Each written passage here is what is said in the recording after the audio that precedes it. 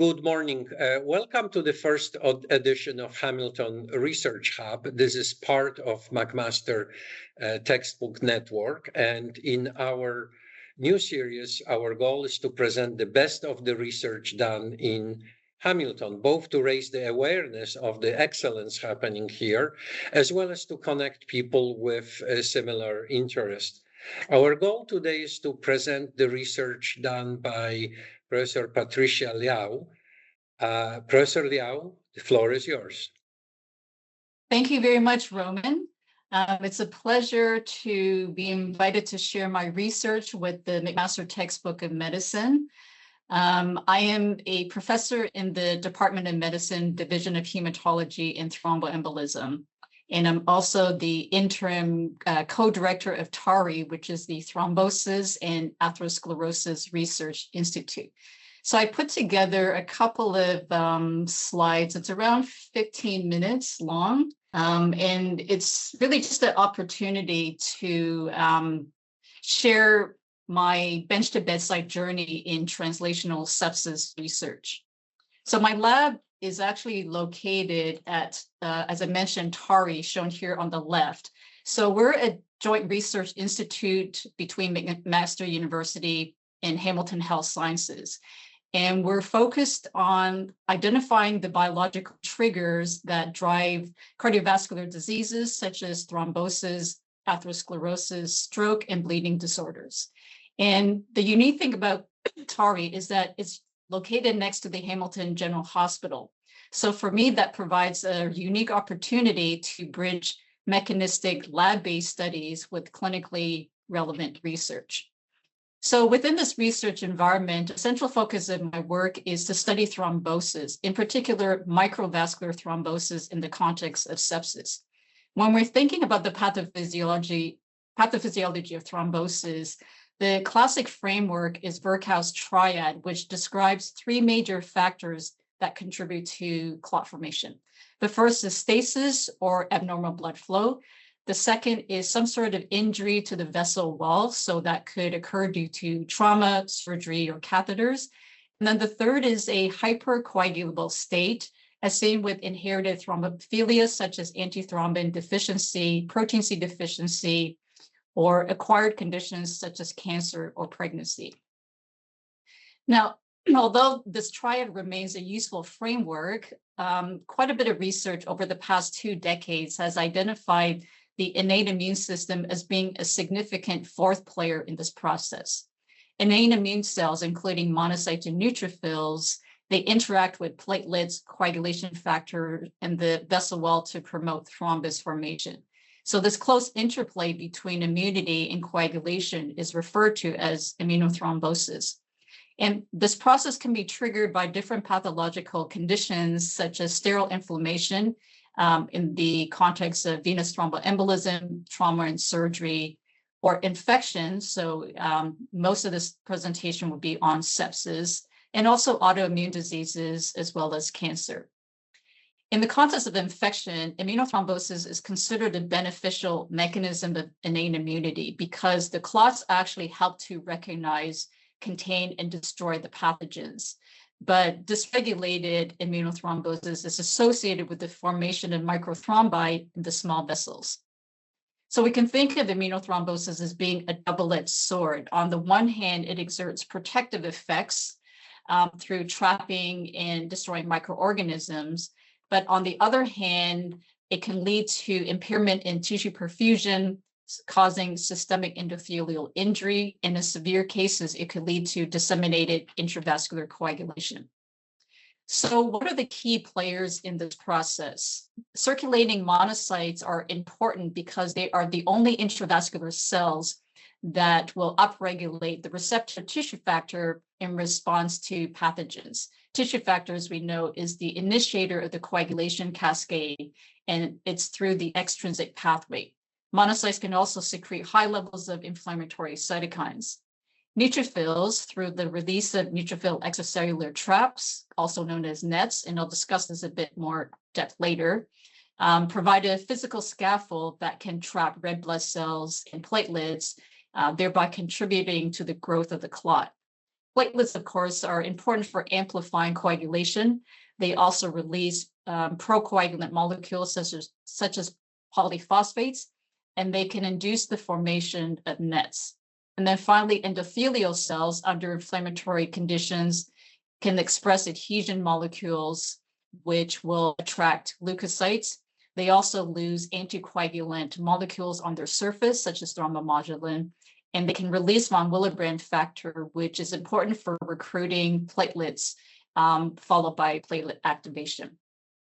So being located at TARI, the proximity to the patients and the collaborators has been a key catalyst for developing a translational research program in sepsis. And I'd just like to acknowledge my longstanding collaborator, Dr. Alison Fox-Robichaud, who's a critical care physician scientist, and she's also director of Sepsis Canada.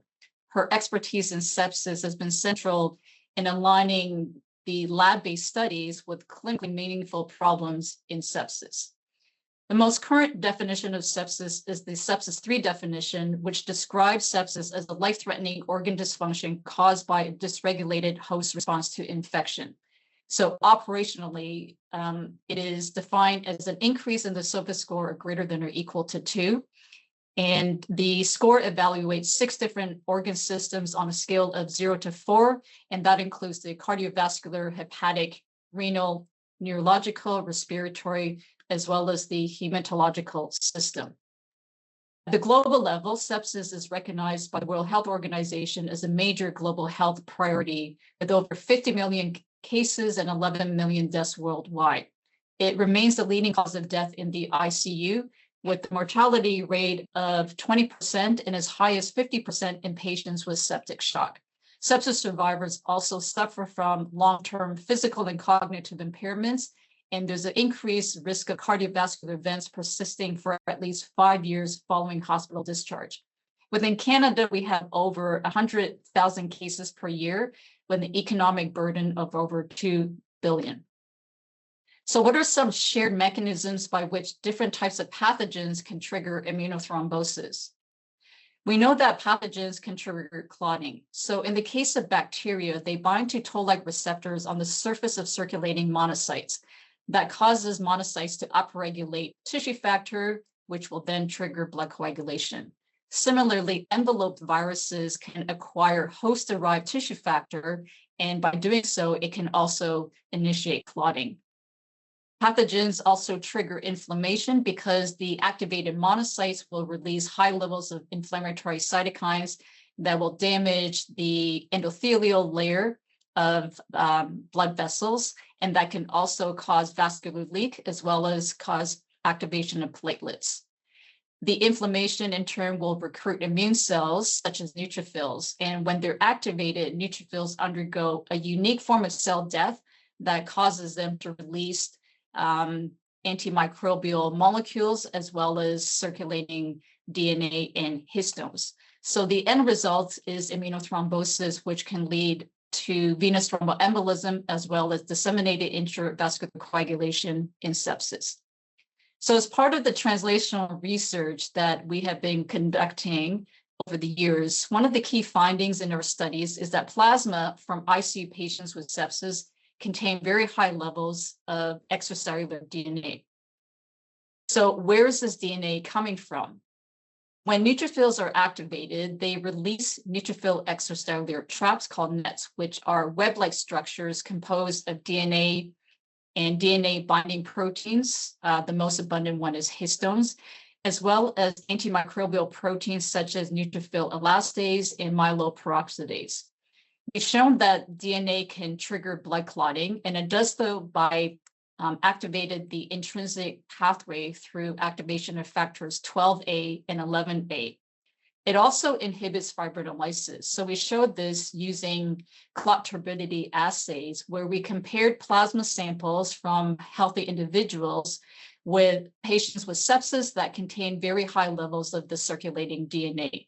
And this type of assay demonstrates that not only do the clots form much quicker when initiated with recalcification, but the clots are very resistant to fibrinolysis.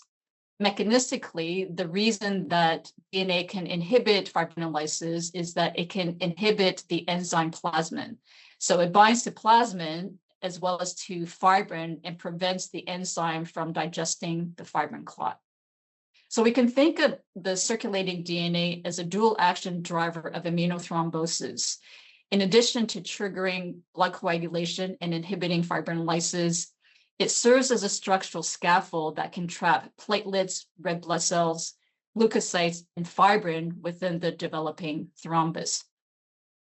So given the central role of circulating DNA in driving immunothrombosis, we hypothesized that DNase I enzyme might be a potential therapy to target immunothrombosis and sepsis. I've shown the enzyme as a pair of molecular scissors that can cleave the extracellular DNA into smaller, less thrombogenic fragments. And at the same time, this will liberate the cellular components that are entrapped within the clot.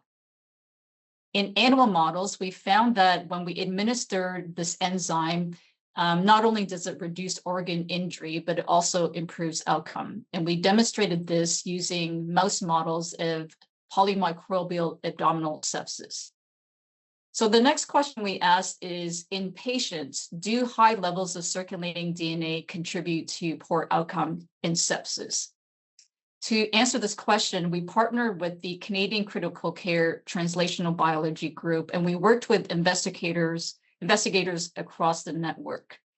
This group was founded in 2003 to develop collaborative multi-center studies in critical care translational biology research in both adult and pediatric populations. We also develop and standardize animal models of sepsis as part of the National Preclinical Sepsis Platform. So since 2018, I've been serving as the chair of this group, and I'm just very grateful for the opportunity to work alongside an outstanding network of researchers across Canada. We currently have over 80 members, and we meet twice a year.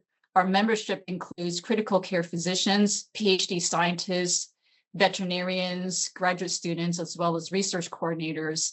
And over the years, we've developed over 20 research programs that focus on molecular mechanisms, animal models, discovery of novel biomarkers and therapies, and then how to translate the discoveries to the bedside.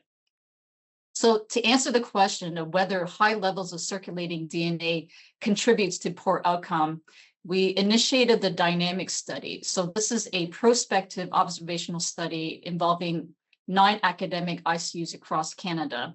And we collected blood samples and clinical data from 400 sepsis patients and 400 ICU non-sepsis controls.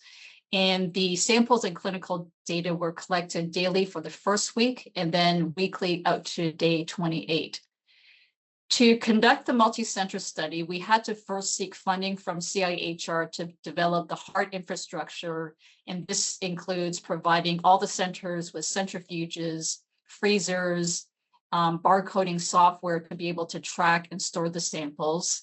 We also needed to develop the soft infrastructure. So these include standardized case report forms, consent forms, standardizing lab protocols, being able to hire research coordinators and lab personnel for the biomarker analyses, and also support from biostatisticians. So in total, this translational biosampling based project required around $800,000 in funding from the CIHR. So we did find that high levels of circulating DNA predicts poor outcome. We stratified the DNA levels into quartiles and found that the patients with the highest quartile were the ones with the worst outcome. We also measured the levels of the DNase enzyme in the patients and found that there's acquired deficiency. So compared to healthy controls, the levels of the DNase enzyme in ICU patients are less than 50%. So is the enzyme a therapeutic option in sepsis? It is currently approved as an inhalation aerosol for the treatment of patients with cystic fibrosis, and it works by digesting the DNA in the sputum.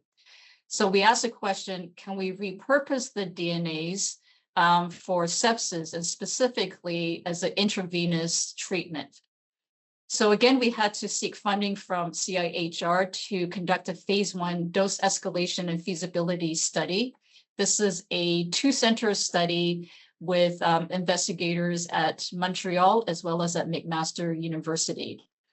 It's a phase 1 open label dose escalation safety and feasibility study. We were administering DNase for either 3 or 7 days at a low or high dose. We collected clinical data as well as blood samples for the first week and then weekly thereafter. So this phase 1 study has now been completed. There were no major adverse events such as PEs or stroke, no major bleeding events. We also demonstrated that the study was feasible, and this was based on the recruitment rate that we anticipated. We were able to achieve a consent rate of greater than 85% in the eligible patients.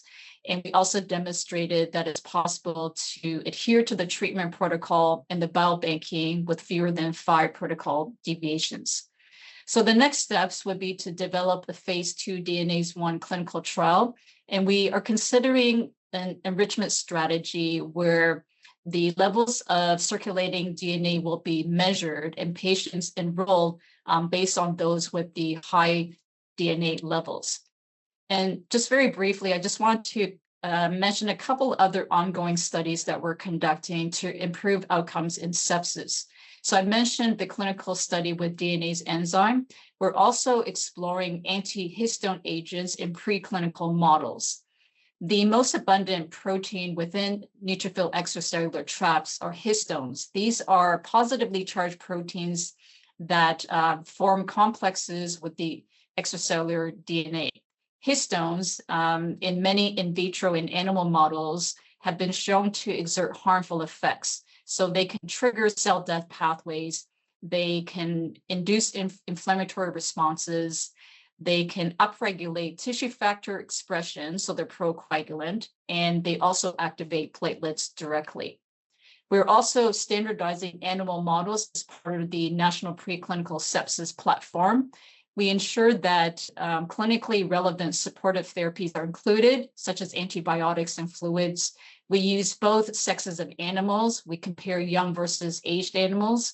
And we're also developing different models of sepsis. So not just looking at abdominal sepsis, but we have models of respiratory sepsis as well. We're also interested in identifying the optimal time frame for therapies. And this is based on stratification by disease severity. And then finally, because sepsis is extremely heterogeneous, there may be prognostic and predictive enrichment strategies that may be helpful to guide treatment decisions. And I just want to end with a couple of the lessons that we've learned in our bench-to-bedside translational research journey. The first is building a solid foundation in lab-based sciences, and then starting collaborations and building a multidisciplinary team early on. This helps to identify knowledge gaps and gives opportunities to seek funding outside of our usual sources. Equally important is to mentor the next generation of translational researchers. And our greatest strength is not any single lab, clinic, or investigator, it's the power of working together. So I just want to acknowledge many members of my lab, both past and present, fantastic collaborators within TARI, McMaster, the Critical Care Translational Biology Group, as well as the Trials Group, collaborators at Montreal and McGill University. And more recently, I've been joining the Monday Research Group, and this is how I met Roman through meetings and discussions with Dr. Jack Hirsch. So it's just a fantastic journey so far, and looking forward to continuing translational research, and happy to answer any questions. Thank you, Patricia. I have to say that for a number of years, I was working in the critical care sepsis area at the other end of the spectrum of knowledge translation, taking clinical studies, phase 3 or even post-marketing studies, and providing information to clinicians. And meeting you and the group opened a completely new world to me of complexity of translational research, which starts, I don't know, 10 years prior to end result. It requires patience and vision, and I'm very grateful to you for opening my eyes to it. I will clearly look at anything about DNase or antihistones medication, or any other new sepsis ideas and concepts differently now after hearing about tremendous research going at that level, the level which was close to me until now. And I believe it is close to a lot of people. I'm happy that we are opening this Hamilton Research Hub and possibly will join people working at different stages and help each other with it. I'm mesmerized by what you're doing. Thank you very much. It's been such an interesting journey. And I mentioned that, sometimes just getting out of your lane, getting out of your comfort zone and exploring new areas really opens up, opportunities and new questions that you wouldn't necessarily have thought about. So for me, my PhD was in the biochemistry of blood coagulation and, looking at protein interactions with enzymes and inhibitors. And then for my postdoctoral training, I went to study with Dr. Chuck Esmond, who's based at the Oklahoma Medical Research Foundation.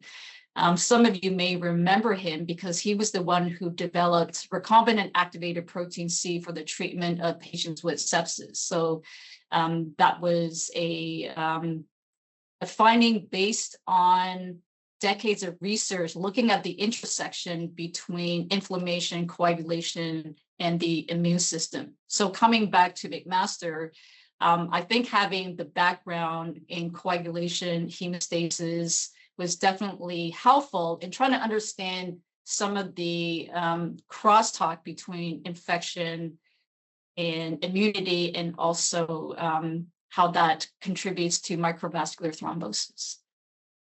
Well, fantastic, and we'll watch with interest where your research will take us. Thank you so much, Patricia. Your presentation really reinforces the idea that sharing what we do with each other may be not only of interest but also of contribution to the excellence of what is being done in Hamilton and at McMaster. Thank you very much. Thank you for the opportunity. It's my pleasure. Okay.